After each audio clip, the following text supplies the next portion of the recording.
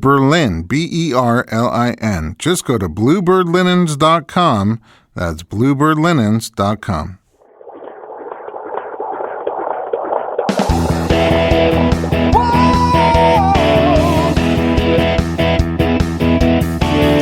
Doctor, give me the news. I got a whole lot of questions for you.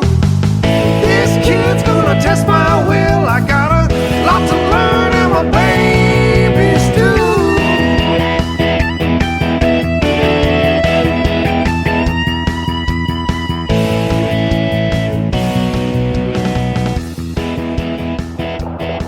Welcome to the Informed Pregnancy and Parenting Podcast. I'm your host, Dr. Elliot Berlin, and today I'm excited to share a birth story. It's one that sticks out in my mind that when I teach childbirth education classes, this is something that we aim towards. I'd like to introduce two guests. First of all, the mom who had that baby, Shandy Finnessy. Welcome to the program. Thank you for having me, Dr. Berlin. Pleasure. You're everything I'm not. You are a Miss USA. You're a woman.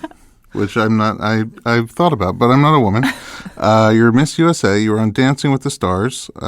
You do, and also what really strikes out to me is how much you've done for cancer education research and legislation, and that you raised $30 million. Mm-hmm. Yeah, throughout my year as Miss USA, you become a national spokesperson for breast and ovarian cancer. So you work with a lot of charities.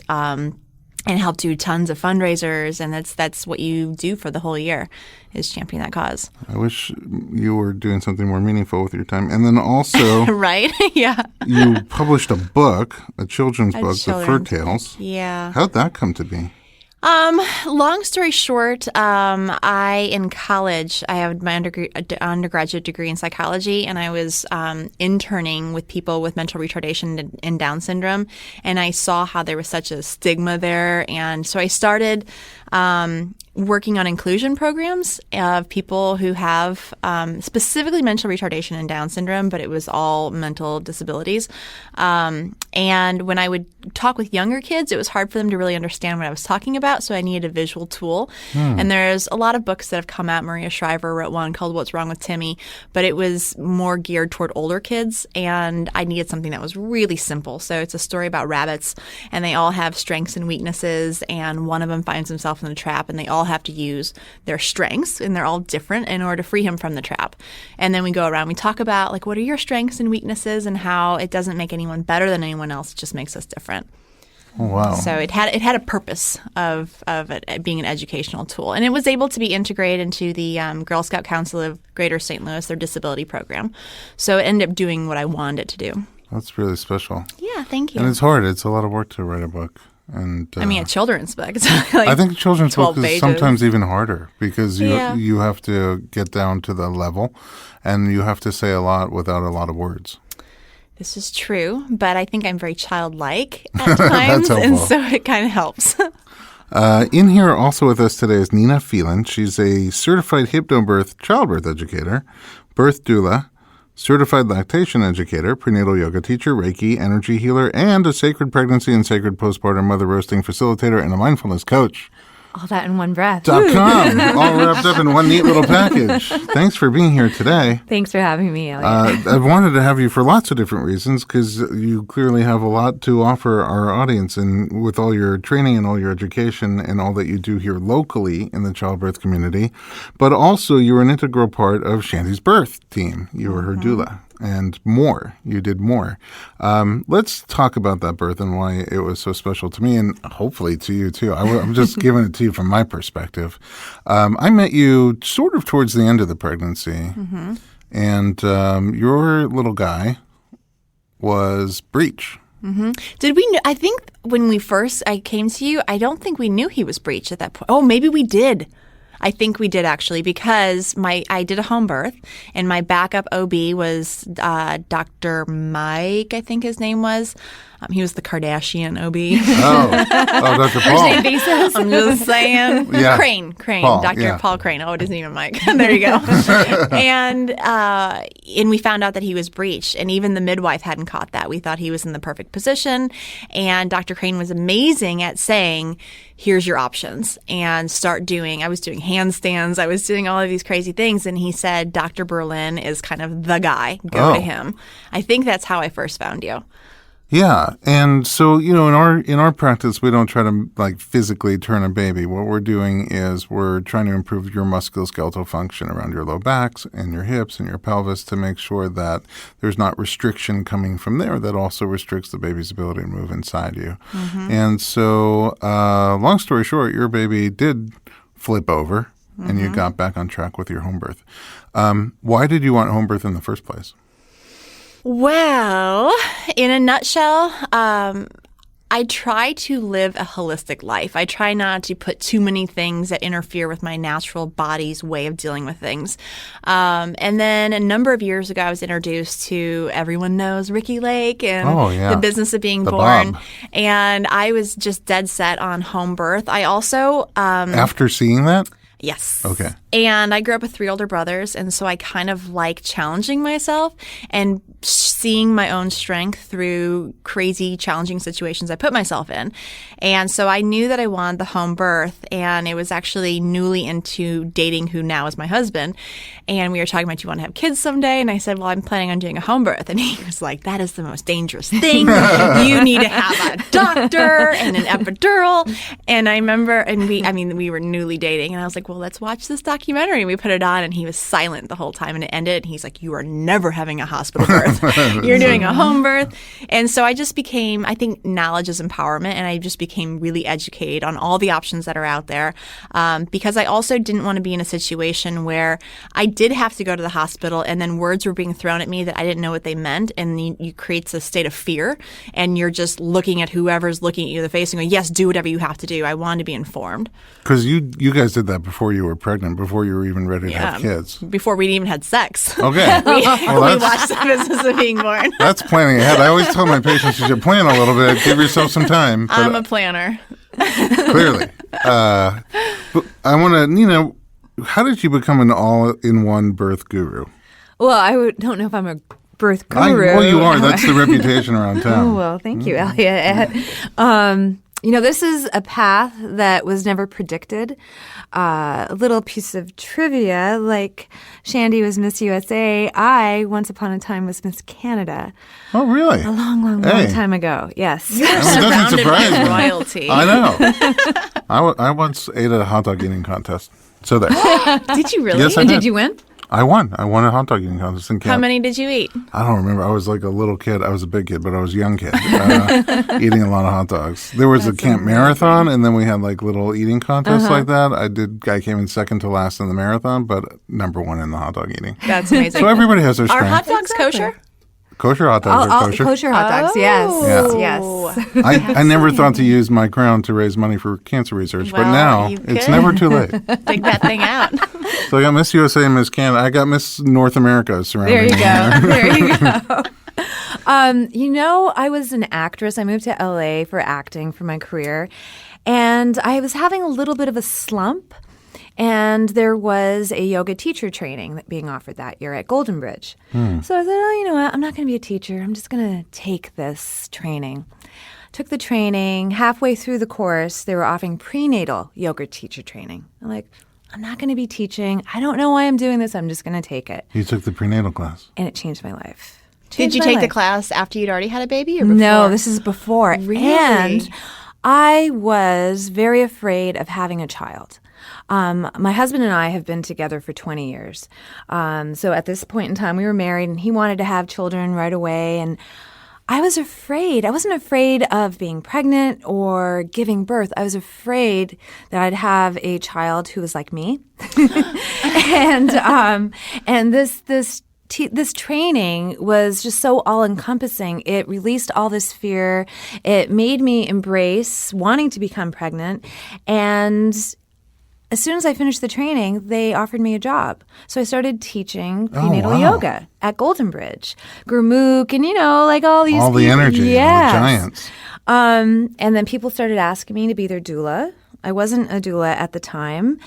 And then I had my daughter, and that was life-changing.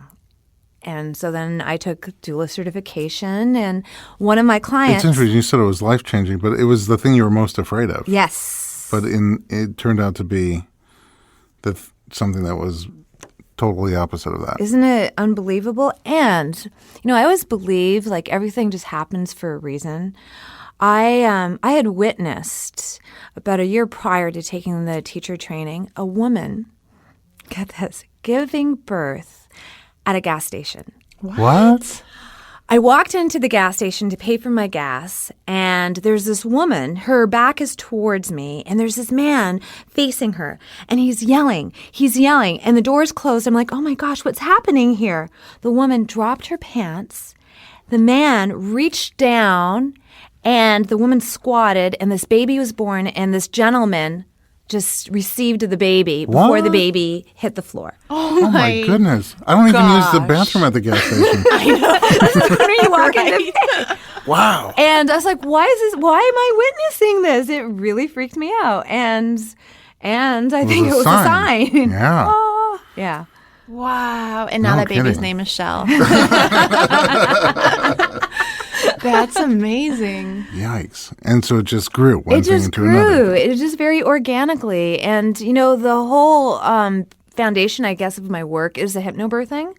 And that in conjunction with the yoga.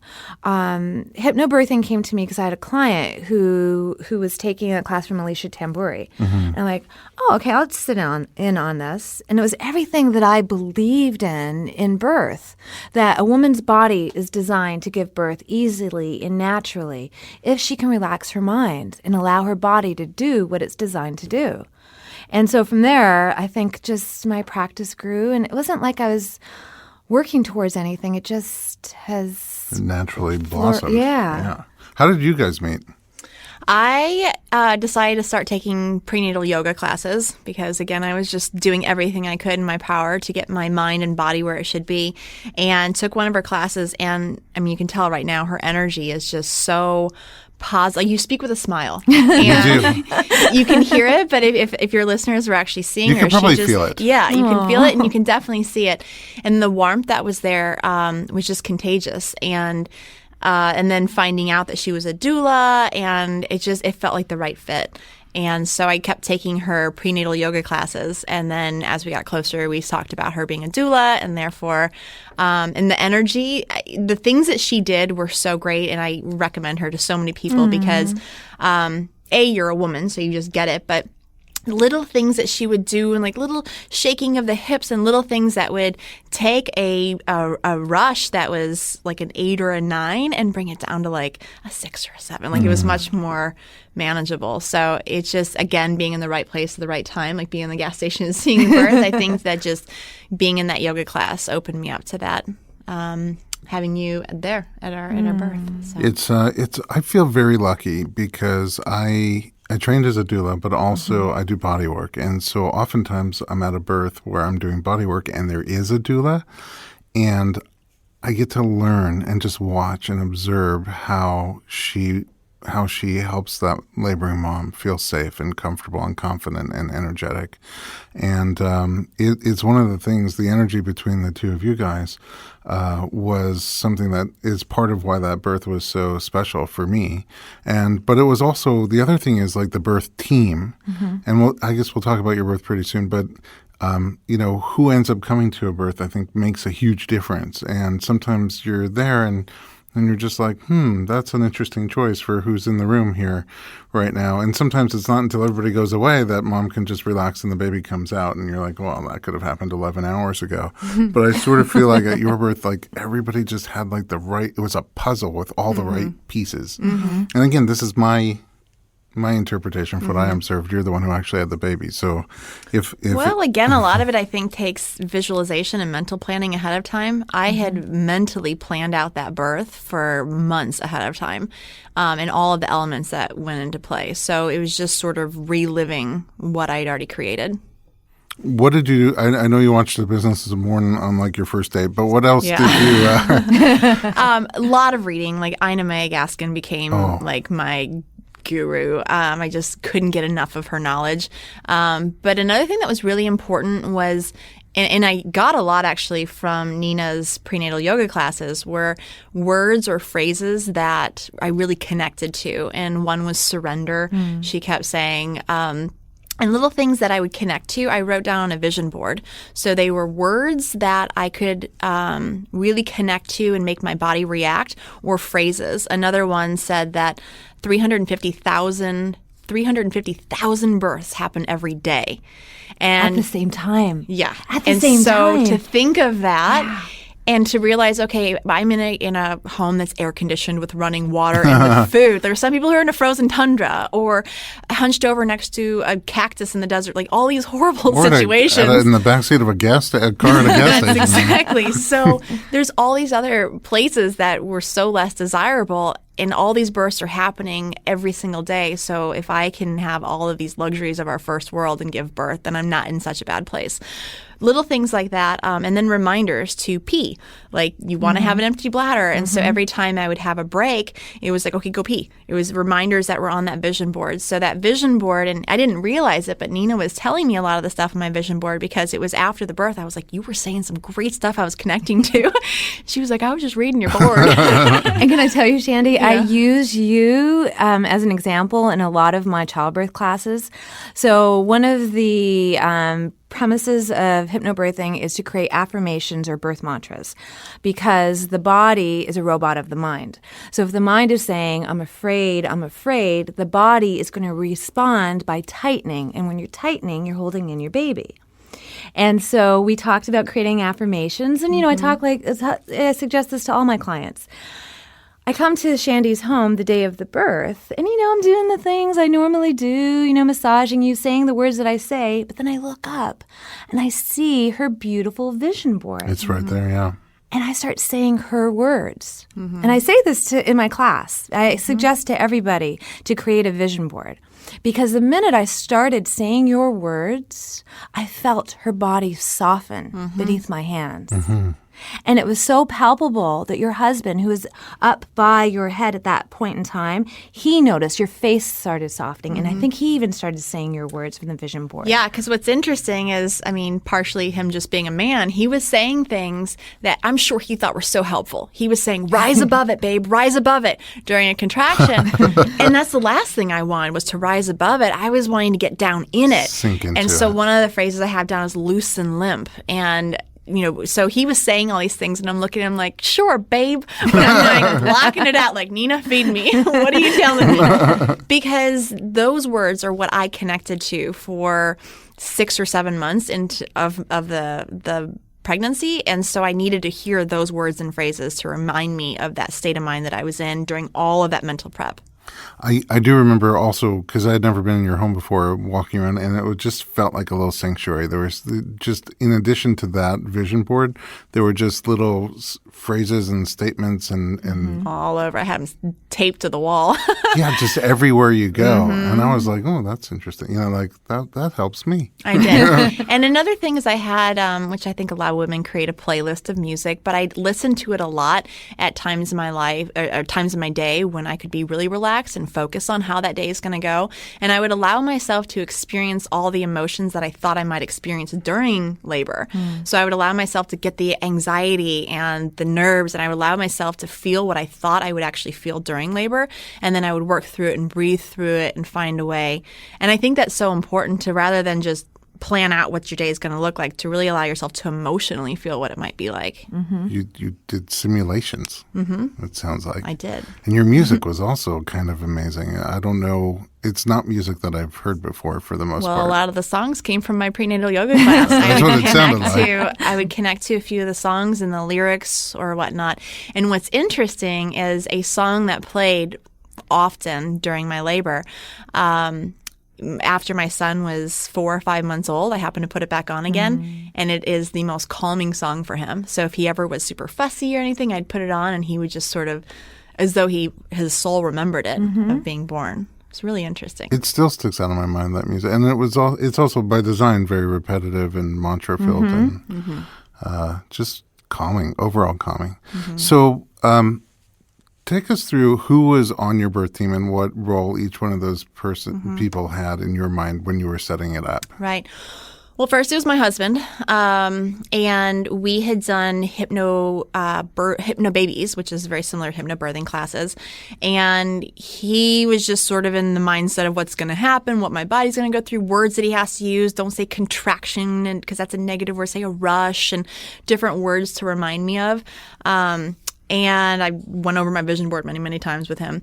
He was the one who actually insisted on having a doula. Because at first I was saying, but you know all this stuff. We've been doing this training together. And he said, I don't want to fail you, though. If this ends up being one of those births that go for 36 hours and I need this, like it could create a lot of tension between a couple. So he's the one who kind of pushed more for Nina, and I'm so glad that he did. And then I had my midwife and her assistant. It was actually the backup midwife that we ended up having, which was lovely anyway because we met with her just as often as we did the main midwife. And then it was more of a last-minute decision to then also have you at the birth because you were so instrumental not only in flipping the baby, but how you were in those last few weeks. I just felt like everything's so connected. And so and I felt very comfortable around you, but if you could push on certain parts of my body that would alleviate a little bit of pain or tension that I was feeling, like, why not? So you were the last part of the team to show up. The final piece, except for Cricket. Yeah, and then my dog, Cricket. my little 4-pound Maltese, who was very instrumental. And the funny thing, the whole labor, she was right by my side, and was at one point I was rolling on the ball, and she was kind of laying on my shoulders at the time, and she was just on me the whole time. And we have a picture as soon as our little guy's born, and he's on my breast nursing, and she's on the pillow above me looking down at him. But then shortly after that, we hear bleh, bleh, bleh, bleh, and she started vomiting. She was like, too much. I'm not sure what I witnessed. And she then lost it. It's so interesting. Sometimes you see a dog at a birth and they're just very attentive, and sometimes you see them and I remember one birth, the dog had to go on the treadmill because he had so much anxious hilarious. energy. Wow. It was a Jewish dog. He was very anxious, and he had to go on the treadmill for like 2 hours. But then I was also recently at a home birth, and the dog was literally next to mom the whole time, but just like stretching out and yawning, like, ugh, like we do this 4 or 5 at a time. What are you complaining about? Yeah, seriously. Cricket was the sweetest dog I've ever been witness to at a birth, honestly. Well, she truly was my first child. So there was a lot of talking to her about like, you're still going to be my child. We're just going to have this. And she almost sees our baby now who's 17 months, but she sees him as her child. She was very nurturing on him. If he would cry, she would like bring him her toys, and she's very nurturing. She's so cute and tiny, but so much personality. Yeah. Incredible. Okay, so I think we could take a little break, and then when we come back, we can walk through your birth story and see how it was from your perspective. Come right back after this commercial break to the Informed Pregnancy Podcast.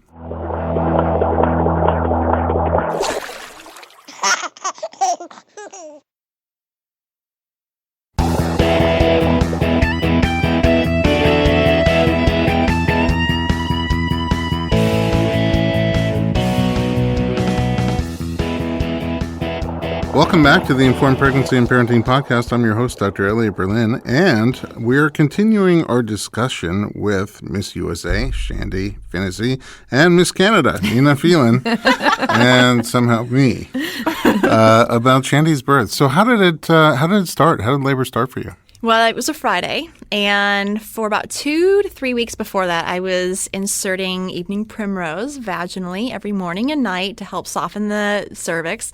And that morning I got up, put another evening primrose oil pill in, and I instinctually felt like it was going to come that weekend. In fact, my midwife had said, set up a OB appointment for your backup midwife on Monday to make sure you have enough fluid still in your amniotic fluid is still full enough for the baby. And I didn't make that appointment because I was where were you in relation to your due date? On my 40 weeks and 4 days. Oh, you're over your due date. You were late. And I was right on time. And I just felt like he was going to come that weekend. And so that Friday, I put the evening primrose oil pill in and decided to get back into bed and thought this will probably be my last time to actually stay in bed without having to get up and do all these things for a baby. And my dog was different that day. She was really sweet with me and nurturing and cuddly. And then at about around noon or so, I got out of bed and I noticed that there was a little bit of a plug that had come out. And then I started leaking amniotic fluid. It wasn't like the bursts that you see in movies. It was a leaking, and I knew that was a potential. Did you wonder if it was amniotic fluid, or you knew right away? I knew. You knew. And I'm not someone who cries wolf. I just knew. And I started feeling like a little bit of the contractions coming. And so I texted the midwife, and she had called me and said, okay, well, it's probably urine because you have a very full belly, and it's probably putting pressure on your bladder. And I'm like, no, it's not. And she was like, so we're going to give it a few hours, and then I'll probably have you drive on in so I can take a sample and look at it under a microscope. And I was like, yeah, in a few hours you're going to be here. What time of day was that? This was like around noon. Oh, noon on a Friday. Mm-hmm. And so I called my husband, and he freaked out. And I said, no, stay there. I think this could still be 2 days from now. And so I got up, and I did 2 loads of laundry, made a grocery list for my husband, then started a 3rd load of laundry. And then when the contractions got about 4 minutes apart, my husband called, and he's like, okay, so I'm going to take one more meeting, and then I'll come home. And I was like, no, now's the time you got to come home. So I said, you have to go grocery shopping. And he's so funny because he's British, and so he doesn't really show emotion to strangers especially. And he said he was at Trader Joe's, and he saw a woman who had a newborn, and he went up to her and was like, what did you eat after you had your baby? And she was like, what are you talking about, you weirdo? And he's like, my wife's in labor. So he eats really clean. He came in with all these boxes of frozen pizza. I was like, what are all these pizzas? But so he came home, and he's like so excited and running around the house with the dog. And I was like, okay, focus. We're having a baby now, so we need to focus. I need to wash the dog because I want the dog to be clean when he met the baby. So my contractions are now 3 minutes apart, and I'm bathing the dog, and I would have to stop to have the rush, and but they were still manageable. And the best part, though, which plays into effect later on, he was eating from Trader Joe's a pickle-flavored popcorn. Oh, yeah, dill pickle. Yes, dill pickle popcorn, and he had after for lunch. Oh, and after no. he finished bathing the dog, and I'm just laboring, what can he do? So he's like, babe, do you mind if I have a beer? And I was like, sure. But what beer he had was a Heineken, which is like the stinkiest of all beers.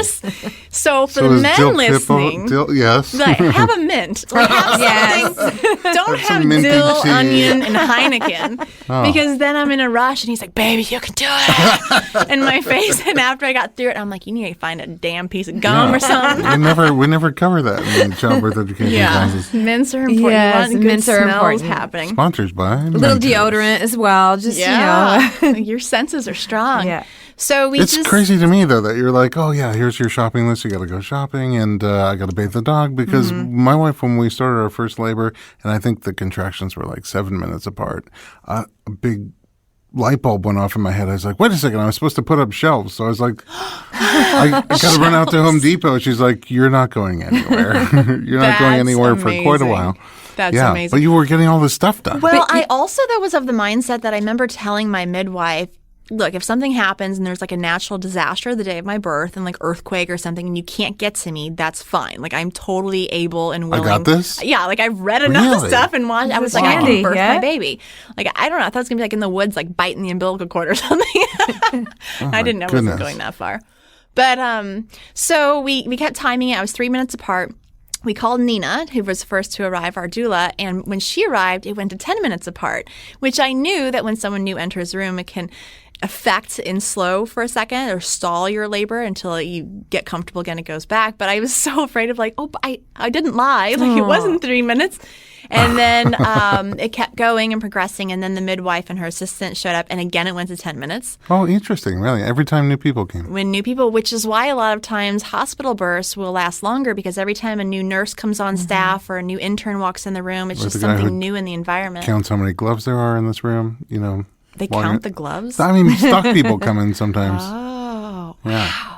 be interesting to interview one of those people. Right. Exactly. But Fly it on the wall. reminded me of animals in the wild. If they're in the middle of labor and they're birthing, they could be halfway through their litter. But if something new enters their environment, they can actually stop their labor, get up, and move to a safe location and start again. I can't find it. I saw a long time ago a YouTube video of a kitten, a cat giving birth to a kitten in a closet. And so the excited pet owner got one of those video cameras with a big light on it to try to catch the birth. And as soon as that light hit the cat, she literally, you could almost see her body clamp up over the half emerged kitten, get up, Wow. walk around with the baby hanging out of her, and then look around, and then she goes under the bed, and you start to hear her start meowing and purring again.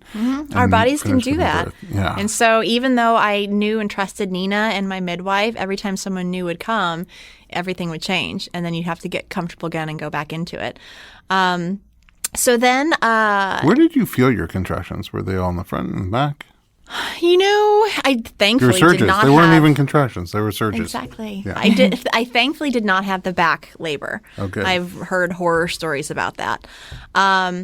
It was just a lot of cramping, and so much so that when I hit transition, I remember, and I did read about how sitting on the toilet can really help because that's where you naturally just really relax Open and you up. can be in your own environment. So I did a lot of sitting on the toilet, and at one point when I was going through transition, sounds like I meant it as a joke, and I didn't at all. I meant it seriously. I called my husband and I said, we could have just had dogs. And it sounds like I meant as a joke, but what I meant was like, why am I putting myself through this when we could have just had like 12 dogs if we wanted? Like, we could have had a farm of dogs. And so you do definitely hit a moment where you just kind of second guess everything. But once you get through that, and then what continued from when I hit transition, I did get the urge to throw up.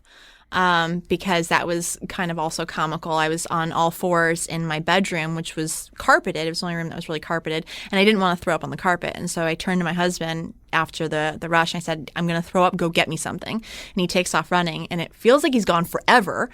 And I'm thinking, just grab like a plastic bag, grab something, a bucket. And finally I yell, like, where are you? And he comes back and he brought in one of those like 5-gallon glass water jugs. Oh. And he was like, here. And I'm like, and I looked at him, I'm like, what the hell am I supposed to do with that? And he was like, I got nervous. I panicked. I ran in the kitchen. I didn't know what to grab. He's like, what do I get? I don't know what to do. And I was like, go get a trash can. Go get anything. So I did get sick. I did throw up. You had a tub I did, but we didn't in get your in house. I feel like it was an ordeal to fill it. So turns out that there was some type of didn't properly seal the hose to the shower, and I guess it was leaking a bit. Flooding. Yeah. Oh, was it flooding? It Because was- I was it was- told by him later on, because I was like, so you hadn't checked the hose is what I'm hearing? And he was like, oh, it was the slightest little leak, and we fixed No. it. It was. I mean, flooding may be a little heavy-handed, but it But it was Noah. You saw there someone building an Yeah, ark. there was wet Yes. all over the bathroom, and then, but then Wow. it did get filled, right? But then it was too hot. Not too hot, because apparently, so after I went through transition, I'm in the back bedroom. And one thing that Nina was great with was I would have a rush and she would say, okay, when this one finishes, let's go walk, because that helps you move this whole thing faster. And I remember being like, okay, where are we going to walk to? And she's like, we'll just walk down the hall. And we'd get up and we'd walk, and then the next rush would be stronger and the baby's coming closer. And so I finally went into the master bedroom's bathroom, and I was laboring on the toilet. And I started to push. And I remember the midwife came in and she said, are you pushing or is your body pushing? And I just remember saying, I have no control over this. Like, my body is doing this. And she said, okay, well, I think she doubted how far along I was. And she said, well, when you're finished with this rush, let's lay on the bed and let me check you. And I laid on the bed and she said, how important is it for you to get in that tub? Because if you want to birth in the tub, you've got to move now. And I just thought, I am not moving anywhere. Like, I am comfortable. But what's interesting is I always thought I would birth in the squatting position, just to have gravity help me. And here I was kind of on my back, which I was surprised at that. Did you, when you had done your simulations, did you picture yourself in water? I mean, what was the? I didn't picture myself in water, but I definitely pictured myself in the squatting position. So you just wanted water just in case. I knew that it would alleviate a lot of the pressure that I was Intensity. feeling. Yeah. But so in your mind, you were planning to get in there at some point? Yeah. And if it just never came to the right time. right. I'm pretty sure it was your birth where it actually, when it filled up, was too hot. Oh, really? And we were I like remember it. throwing ice cubes in there, Yes. and we were doing everything we could to try to cool it down. Hilarious. Yeah. So that's probably why it was never offered to me then. It could I'm be. like, It hey, was why don't pretty you get hot. in You know, we were doing all sorts of things to try to That's cool it. hilarious. But also, Shandy, that time that you were in the bathroom, it really happened quite quickly from that point on. And you listened to your body. I remember we went into the bedroom, and you weren't moving, like you said. You were there. You were ready to have your baby, and that was it. So I came in before that happened. I'm not sure at what point you called me, but when I came in, I just thrown up actually. oh, that's when a lot of people call me, or they throw up right after they call me. Whatever. I came in. You were still, I think, in the living room, just on the ball. floor, on the ball, on a lot of hands and knees, and I was just quietly loosening up your hips and trying to relax your back a little bit. But it was just magical the way you guys were interacting with each other, and I guess now I understand it was things from your board, but the things that you were saying and like tapping into all the history of the women who've done this before you, and it just all seemed to like calm you down, and Cricket licking your face. I know. Like I think during and after every contraction, she would just jump up on her two little feet and She had to lick make your sure I face. was okay. Like, you're still good. Yeah, Like, that's it's all great. normal, right? It was so great. Well, then, I just remember I got very like primitive and almost animal-like I remember my head was kind of whipping while I'm on the bed, and I was being really loud. And I remember for a flash moment thinking, our bedroom window is open. And at the point, we lived in like a condo, and we could hear our neighbor listening to Star Wars sometimes. So I'm like, they're hearing What are they this. hearing? And this is 10 o'clock at night. And I very quickly ran through the scenario of, are they going to call the cops and think, like, what is this noise? But then I thought, we have enough people here, so if the cops come, somebody will answer the door and say, it's a birth, everything's fine. And then I very quickly remind myself, if you have anything that's holding you back from just being what you need to be in that moment, it's going to stall that labor. And so I was like, who cares? Someone will handle it. And I just remember getting right back into it. It's amazing how much you were in your forebrain that far into labor. Like most people, the neocortex, where you have that kind of analysis and rational thought processes, just flickers in and out or shuts off altogether. And you kept going back there. And usually when people go back there, it's not good. You go back there and you start wondering, like, am I okay? Is the baby okay? And how much longer is it going to be? But you like went back there for practical things. You're like, wait, the window's open. Oh, wait, that's going to slow me down. Okay, somebody hand it, shut that off. And you go back into your mammal I've brain. always been a big thinker. Yeah. But you were I don't able to know. come right back down. Yeah. That was the key. Yeah, you didn't stay Yeah. there. You just Yeah. went there for a flash moment for something practical and popped back out of there. Yeah. I mean, I knew where it was important to have my headspace the whole time. I knew where it was important. And that was a big reason of doing the home birth, of just having my home environment, the safe environments familiar to me. And I just wanted, because, I mean, Ina May says that birth should really take like 5 hours. And it's fear that gets in the way of that. And so you just really, but another thing I thought was really interesting, because I know a lot of people know that during birth, the sphincter law, that if your mouth and everything is loose, then so is the area down there. And so it's important to do a lot of, and I can do that till the cows come home. I can make that sound. During labor, I couldn't. Really? And my husband and Nina would remind me, do the horse lips, and I would try and I couldn't. And it remind me in that moment of, oh, I must be tight down there because I physically can't loosen my lips right now. And I would have to focus so hard on loosening my lips and making that noise, which if I did and I finally got it to loosen up and make that horse sound, then I think down there it really helped. Yeah. I never saw fear.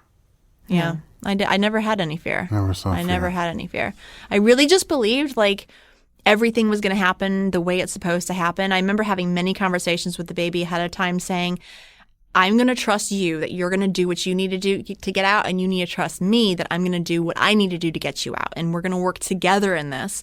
And so there was a lot of, and I remember even after he came out, looking at him and just being like, we did it. And so you just have that bond now of working together to But get I feel out. for some many people, it's hard to even have that kind of bond with the baby in utero and to have those conversations with the baby in utero. And then in labor, you forget that there's a baby. It's all about my labor. And so... Well, and a lot of people also, I feel like, think that the baby's like hurting them to get out. And it's kind of like, I always would tell my friends who were getting ready to have a baby that it's not like the flu or the stomach flu or something where it's like, this just sucks. And the only time that you get better is when you actually just get better. Like, you don't get a prize because you went through it. Right. But those pains that you're feeling and that pressure is all great things. And you want to embrace it and be like, yes, that one was even stronger. Like, that's a good thing because it's moving the baby closer to you. So it's all good. You want those pressures to happen. You don't want to be afraid of them and push them away. We live in a society where we want to put a bandage on everything. We don't want to feel.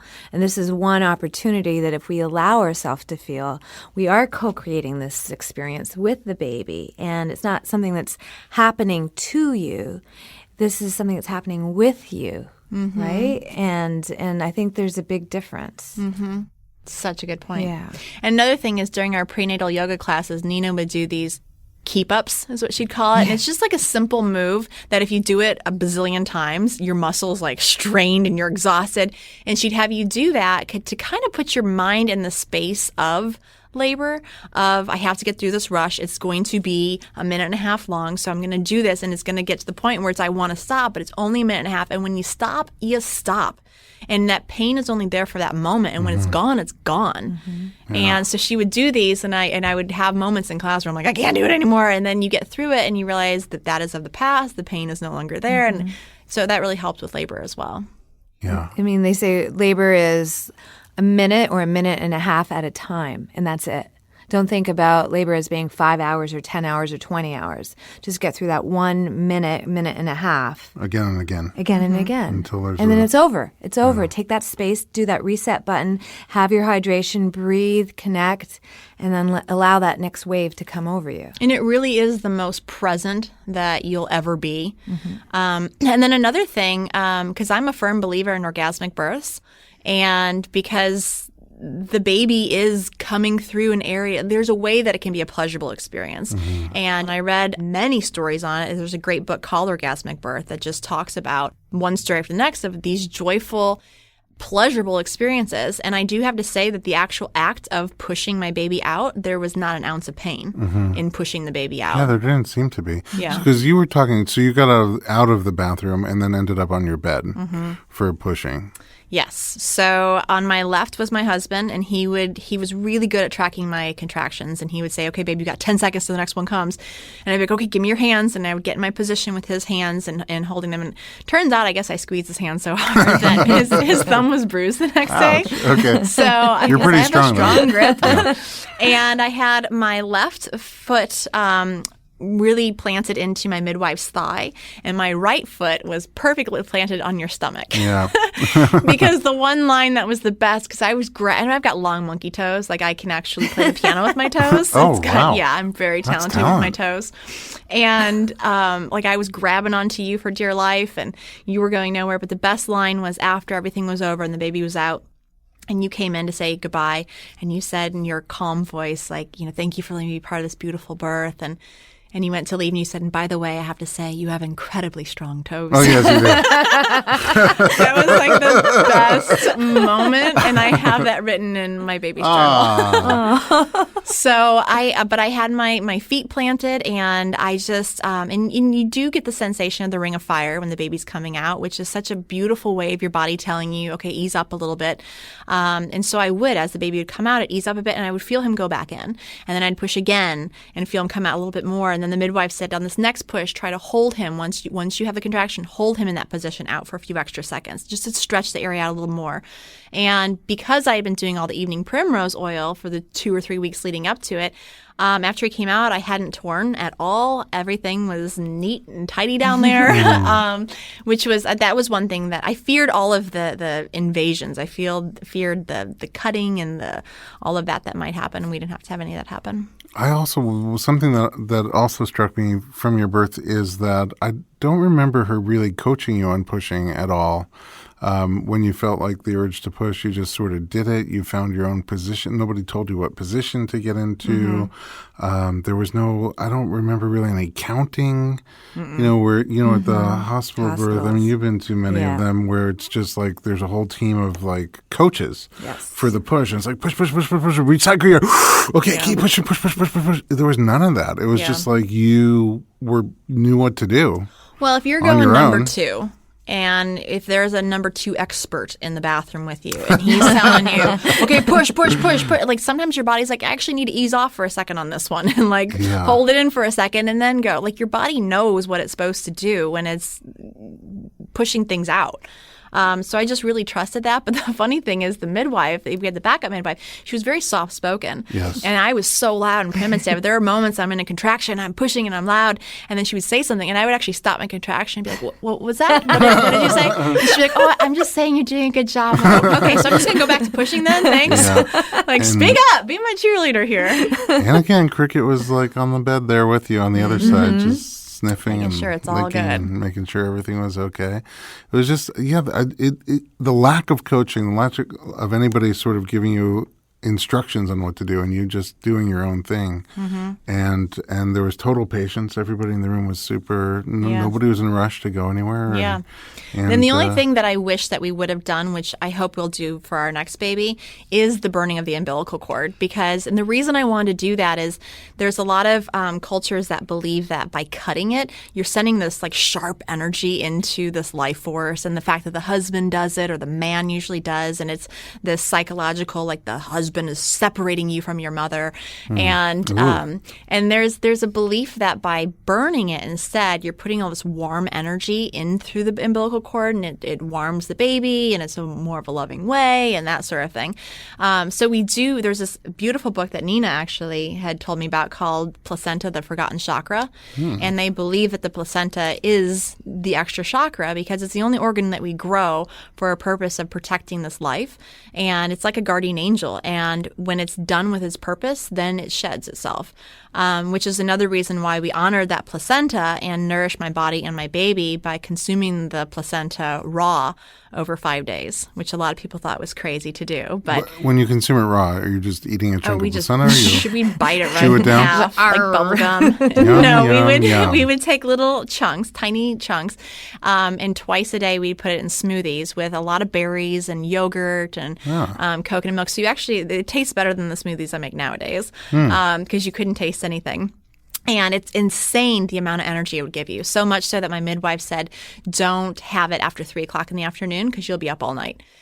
And really? Yeah, that much energy. You would have, and my husband actually tried it as well, which I think was kind of like funny. It? Well, I was like, how come you're drinking these? And he's like, when else can I eat part of a human? Like, this is kind of cool. There's a little cannibalistic side. Yeah, totally. Okay, good. But I'd be laying in bed like any new mom and a little tired and nursing, and I would have a smoothie, and I would be up and want to vacuum, and like you just have all this energy. You felt like you'd had a bunch of coffee and you could take on the world. Amazing. I found out recently that you're pregnant. Got baby number 2. Knocked up again. Yeah, I'm look at that. 17 weeks and doing it all over again. Are you going to do anything differently? I hope to get in the water at some point, whether it's a bath or a shower, just because everything I've read, it almost significantly alleviates a lot of the pressure that you're feeling. And so I can't imagine. But my last birth was 8 hours, so a second one usually will go faster. So I don't know if I'm going to just sneeze and the baby comes out or what's going to happen. I kind of want to labor in my backyard a little bit, but I'm afraid neighbors will be like, what's this girl doing? It'll be fine. Yeah, I could just grab onto a tree. Do it. Yes. Yeah, we do that at home birth. Sometimes we'll just send the couple out by themselves to just go be alone in the yard. Neighbors don't complain. Yeah. What are they going to say? Yeah, right. It's better than other things going on our block anyway. Hilarious. All right. So any final thoughts from you guys? From me, it's just 2 things. I think one, knowledge is power. So for people who are pregnant themselves or wanting to be pregnant, even if you're like, no, I want to do a hospital birth, to just know all of your options. I knew what our options would be if we were transferred to a hospital. I knew that if I was going to have a cesarean section, that things that I want them to do within that cesarean section. So You had multiple birth plans. Yes. And knowledge is just really, really important. And so many women are afraid of it. Even like the evening primrose oil, inserting that. I talk to people about that and they're like, ew, I'm not going to, you stick it inside yourself. Like, I'm not going to do that. I'm like, how do you think the baby got in there? Like, why are you afraid of this?